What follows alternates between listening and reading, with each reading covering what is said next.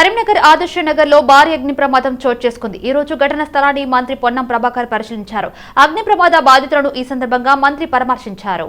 అగ్ని ప్రమాద ఘటనలో నష్టపోయిన వారంతా నిరుపేదలని మంత్రి పొన్నం ప్రభాకర్ అన్నారు. ప్రభుత్వం తరపున ఆదుకుంటామని బాధితులకు మంత్రి హామీ తెలిపారు. బాధితులకు తాత్కాలిక నివాస ఏర్పాట్లు చేయాలని అధికారులకు మంత్రి ఆదేశించారు. మేడారం జాతర షురు అయింది. భక్తులు భారీగా తరలి వస్తున్నారు. ఎటు చూసినా జనసంద్రోహంగా మారింది. ఈ క్రమంలో జాతరలో ఎలాంటి అవాంఛనీయ ఘటనలు జరగకుండా పోలీసులు భారీ భద్రతను ఏర్పాటు చేశారు. మహాజాతరకు ప్రభుత్వం ప్రతిష్టాత్మకంగా ఏర్పాట్లు చేసింది. మేడారం జాతర నిర్వహణలో మొత్తం 14,000 మంది పోలీసులు విధులు నిర్వహిస్తున్నారు. ఒక ఐజీ, 2 డీఐజీలు, 20 మంది ఎస్పీలు, అధికారులు, 140 మంది డీఎస్పీలు, 12,000 మంది సిబ్బందితో పటిష్టమైన భద్రతా ఏర్పాట్లు చేశారు. 500 సీసీ కెమెరాలు, 15 డ్రోన్ కెమెరాలతో జాతరను పర్యవేక్షిస్తున్నారు. మంత్రులు, ప్రజాప్రతినిధులు, వీఐపీలు, వీవీఐపీల భద్రతకు ప్రత్యేక ఏర్పాట్లు చేశారు. జాతర కోర్ ఏరియాలో పోలీసులు 432 సీసీ కెమెరాలను అమర్చారు. అమ్మవార్ల గద్దెల దగ్గర మొదలుకొని పార్కింగ్ ప్లేస్లు, రోడ్లపై, మేడారం చుట్టుపక్కల అన్ని ప్రాంతాల్లో ఈ సీసీ కెమెరాలను బిగించారు.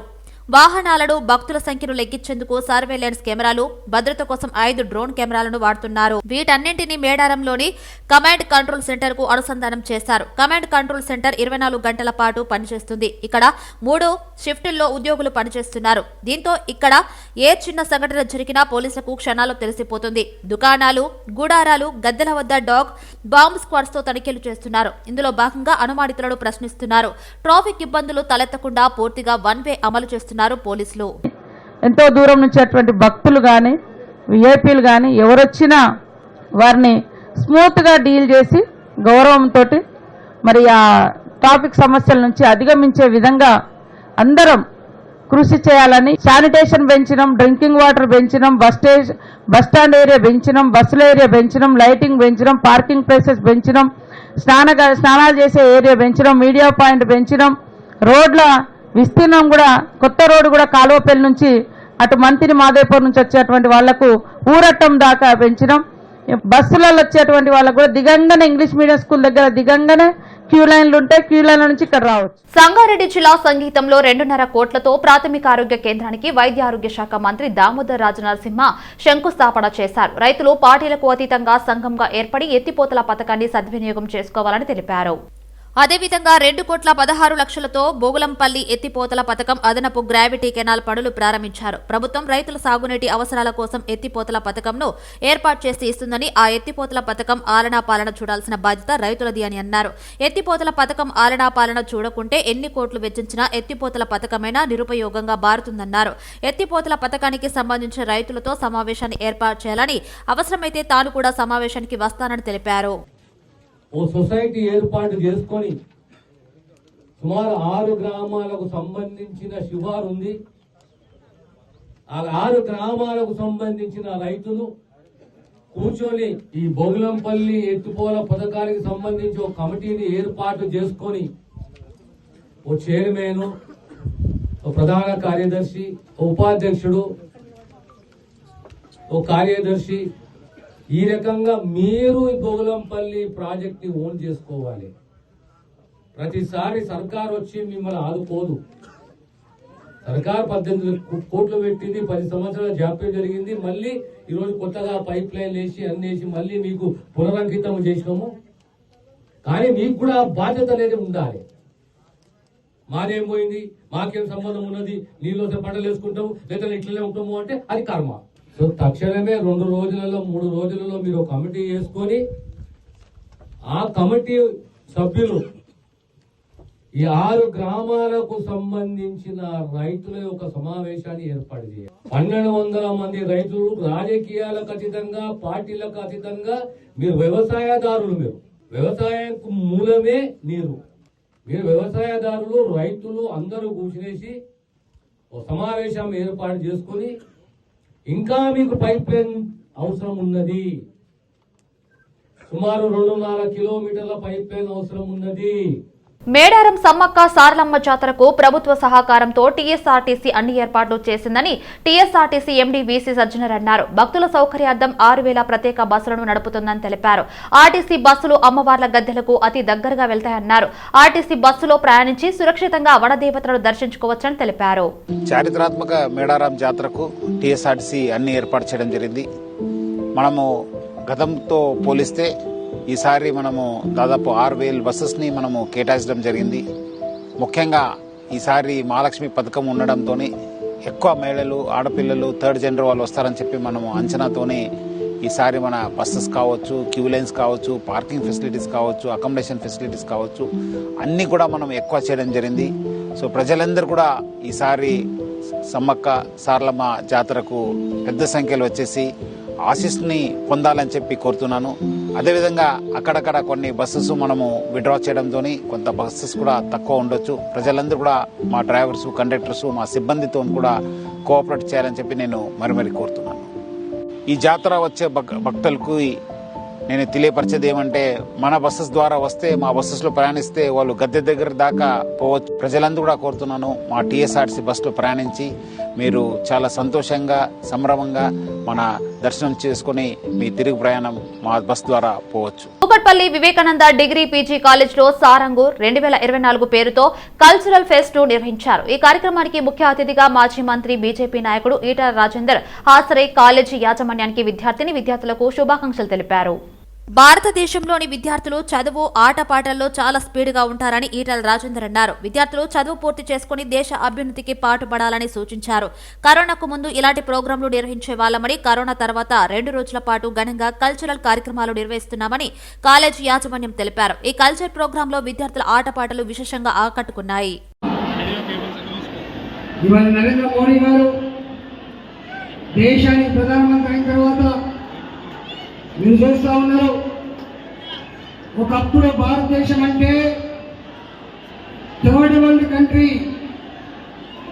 భారతదేశం ఎదుగుతున్న దేశం అనేటువంటి ఫీలింగ్ ఉండేది. పేద దేశమని, అభివృద్ధి కోసం వరల్డ్ బ్యాంకో, ఏషియన్ డెవలప్మెంట్ బ్యాంకో డబ్బులు ఇస్తే కానీ జీతాలు ఇవ్వని పరిస్థితి చెప్పి మనం చదువుకున్నాం. కానీ ఇవాళ భారతదేశం నాకు తెలిసి ప్రపంచం మొత్తంలో విద్యార్థి శక్తి, చదువుకున్న యువశక్తి ప్రపంచంలో గొప్పగా ఉన్న దేశం భారతదేశం మాత్రమే.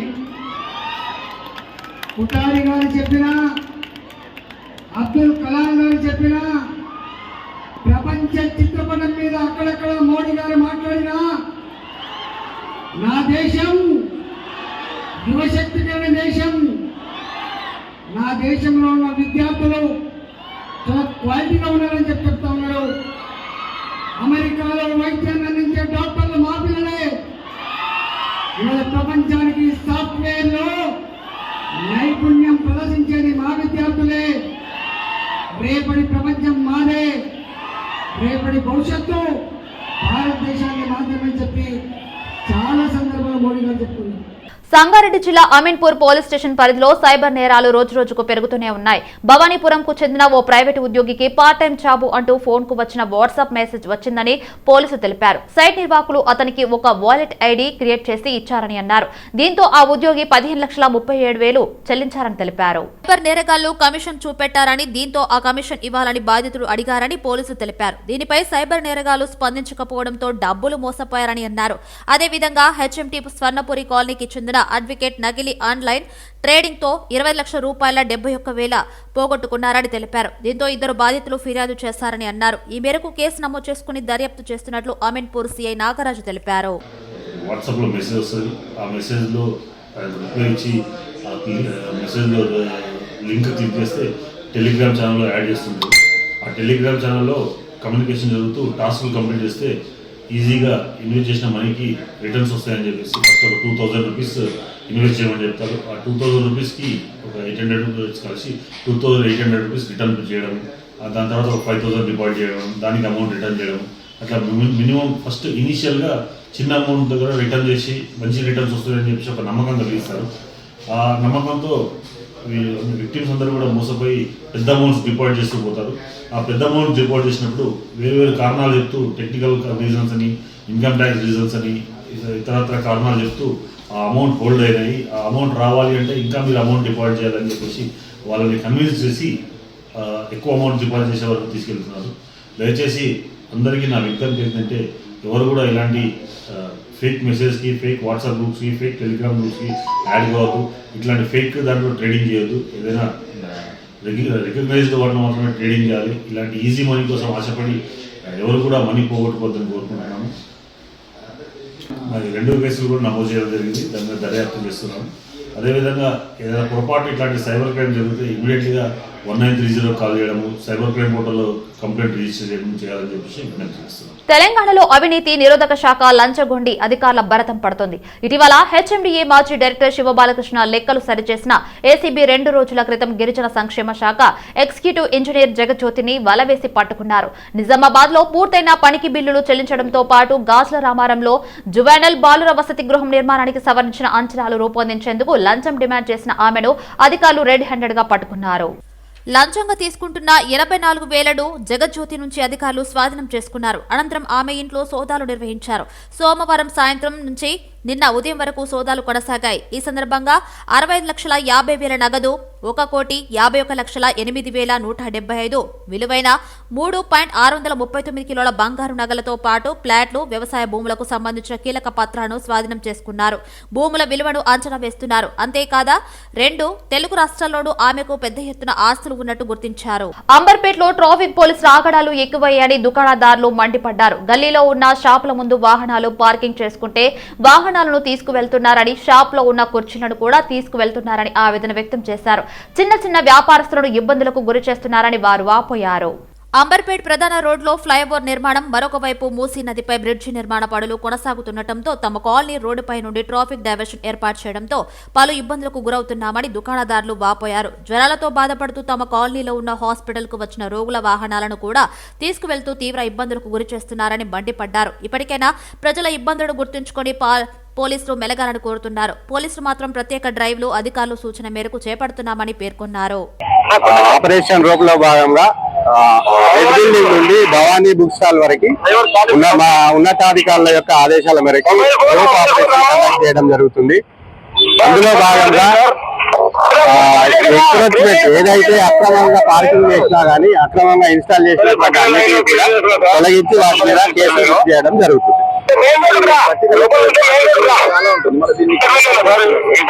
అది రెగ్యులర్ ప్రాసెస్ లో భాగంగా ఈ రోజు రోడ్ ఇదే విధంగా డైలీ కూడా కండక్ట్ చేయడం జరుగుతుంది. చాలా ఇబ్బంది అవుతుందంటే ఇక్కడ జనాలకు. మళ్ళీ దాని గురించి స్పెషల్ గా మీరు ట్యూస్డే అంటే ఇక్కడ సంత నిర్వహించడం జరుగుతుంది. అది ఇక్కడ ఉన్నటువంటి లోకల్ లో ఉన్నటువంటి నాయకులతో డిస్కస్ చేసి చర్య తీసుకోవడం జరుగుతుంది. ఇంతగానో దారుణమా? వన్ సైడ్ ఆ శ్రీరామ కాడ రోడ్ ఒక్క దాని వల్ల వాళ్ళు వన్ సైడ్ చేయడం వల్ల మళ్ళీ ఫ్లైఓవర్ చేసారు. 2 ఒకేసారి చేసేసి మొత్తం ట్రాఫిక్ మొత్తం వన్ సైడ్ ఇక్కడ చేసారు. ఈ రెడ్ బిల్డింగ్ మల్లికార్జున గారు ఇదంతా స్లమ్ ఏరియా. ఇక్కడ స్కూల్ ఉంది, హాస్పిటల్స్ ఉన్నాయి. ఇది ఒక హాస్పిటల్, ఒక ఎమర్జెన్సీ హాస్పిటల్కి వచ్చిన వ్యక్తి ఏడ పెట్టుకోవాలి బండి? అయితే ఎమర్జెన్సీ ఒక 10 నిమిషాలు పెట్టుకుంటే కూడా ఇంత దారుణంగా చేస్తే ఎట్లా పరిస్థితి? మరి ఎన్నో రోజుల నుంచి ఈ మార్కెట్ వల్ల ఎంతో మందికి ఇబ్బంది అవుతుంది. ఎన్నో సెల్ ఫోన్లు పోయినాయి, ఎన్నో కంప్లైంట్లు చేశారు. రాడ్లతో వీళ్ళు మార్కెట్లో కొట్టుకుంటే కూడా ఇంతవరకు వచ్చి చూసిన వాళ్ళు లేరు. కంప్లైంట్ ఇస్తే కూడా బస్తీ వాళ్ళము లెటర్ రైట్ ఇచ్చినాం. రహదారి నిబంధనలు, భద్రతపై అవగాహన, ప్రచార కార్యక్రమాలు చేపట్టినప్పటికీ బేఖాతరు చేస్తున్న వారి విషయంలో హైదరాబాద్ ట్రాఫిక్ పోలీసులు మరింత కఠినంగా వ్యవహరిస్తున్నారు. హెల్మెట్ లేకుండా సెల్ ఫోన్ మాట్లాడుతూ బైక్ నడుపుతున్న ఓ వ్యక్తికి 1000 రూపాయలు జరిమానా విధించారు పోలీసులు. ఆ ఫోటోను సామాజిక మాధ్యమం ఎక్స్ లో పోస్టు చేసి ప్రజలను అప్రమత్తం చేసే ప్రయత్నం చేశారు పోలీసులు. వాహనదారుడి ఫోటో కింద మీది మొత్తం 1000 అయింది, యూజర్ ఛార్జీలు ఎక్స్ట్రా అనే పోస్టు జత చేశారు. ఈ పోస్టును చూసైనా ప్రజలు హెల్మెట్ వాడతారని, వాహనం నడుపుతూ ఫోన్ మాట్లాడకుండా ఉంటారని పోలీసులు ఆశిస్తున్నారు. హత్య కేసులో దుబాయ్ లో శిక్ష పడిన 5 రాష్ట్రవాసులకు కేటీఆర్ ప్రయత్నంతో ఎట్టకేలకు 18 ఏళ్ల తర్వాత విముక్తి లభించింది. పొట్టగూటి కోసం రాజన్న సిరిసిల్ల జిల్లా నుంచి వెళ్లిన 5 నేపాల్ కు చెందిన వాచ్మెన్ హత్య కేసులో నేరస్తులుగా మారారు. దుబాయ్ కోర్టు 25 ఏళ్ల జైలు శిక్ష విధించగా దినపత్రిక ద్వారా 2011లో కేటీఆర్ దృష్టికి వెళ్లడంతో వారిని రప్పించే ప్రయత్నం చేశారు. స్వయంగా నేపాల్ కు వెళ్లి బాధిత కుటుంబానికి 15 లక్షల పరిహారం ఇచ్చి క్షమాభిక్ష రాయించారు. ఆ తర్వాత అక్కడి ప్రభుత్వం మారడం, నిబంధనలు కఠినతరం కావడంతో జాప్యం జరిగింది. మరోసారి అనారోగ్య కారణాలు చూపుతూ చేసిన ప్రయత్నం ఫలించింది. 18 ఏళ్ల తర్వాత కోర్టు క్షమాభిక్ష పెట్టడంతో కేటీఆర్ విమాన ఖర్చులు భరించి స్వదేశానికి రప్పించడంతో శంషాబాద్ ఎయిర్పోర్ట్ లో భావోద్వేగ వాతావరణం ఏర్పడింది.